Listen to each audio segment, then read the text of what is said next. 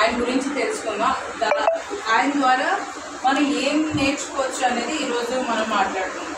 ఆర్ఎల్కే మూర్తి అనేది ఆయన బ్రాహ్మణుడు, పాస్టర్ అవ్వకముందు పుట్టగా బ్రాహ్మణుడు. వాళ్ళ 4 ఫాదర్స్ వాళ్ళందరూ కూడా హైందువులు.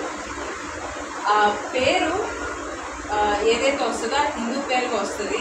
ఎప్పుడైతే ఈయన మారుమనసు పొందారో అప్పుడు అది షార్ట్ లైస్ చేసి ఆర్ఎల్కేని చేశారు. సో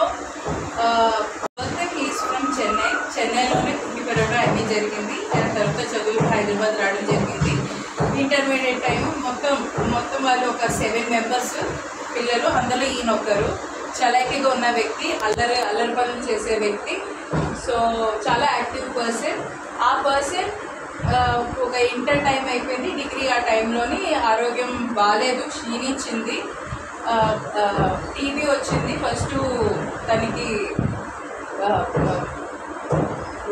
దోమకోట్ వస్తారు కదా, టైఫాయిడ్ వచ్చింది. అయ్యా జనాన్ని ఎవరిని కొడుకునైనా సిద్ధపరుచుకుని అందుకని చేసుకోవటం అనే సంగతి రావాలని ఎంతో కష్టం తండ్రి ప్రభా.